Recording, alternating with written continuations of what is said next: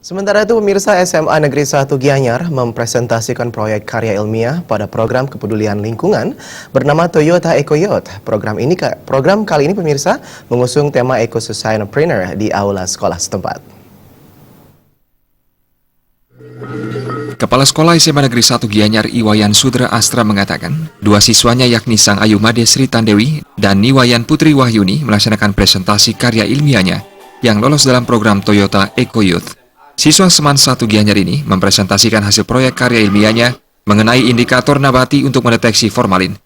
Usaha siswa ini berhasil menemukan bahan nabati yang terdapat pada bunga yang bisa dijadikan indikator atau alat yang bisa mendeteksi keberadaan formalin.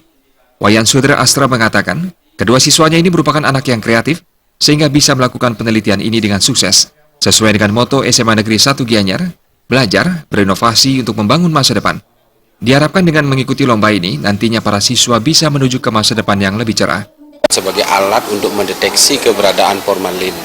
Nah, ternyata dari beberapa bunga yang ada di lingkungan sekolah kami, itu ternyata banyak sekali bunga yang bisa dijadikan.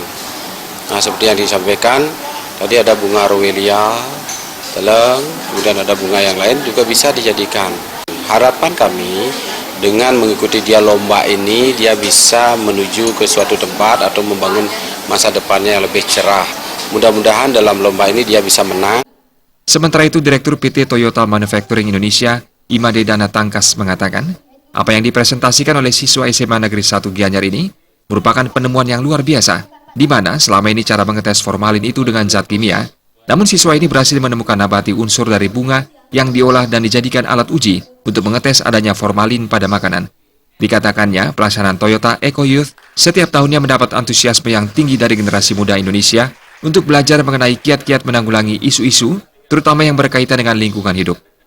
Bagaimana bunga itu bisa diracik sedemikian rupa sehingga bisa kemudian kita tentukan kadarnya sebagai alat untuk mengetes apakah di suatu produk atau di makanan atau minuman itu ada formalin atau tidak.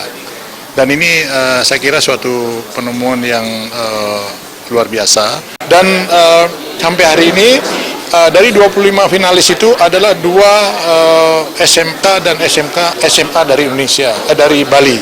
Siang ini dengan SMA Negeri 1 Gianyar. Dan ini perjalanan ini merupakan suatu kegiatan yang kita akan dukung terus kepada generasi muda, bisa menyuarakan lingkungan, bisa menyuarakan kondisi sosial, dan juga bisa mengembangkan jiwa kewirausahaan. Tahun ini merupakan program yang ke-10 dengan tema Eco Sociopreneur.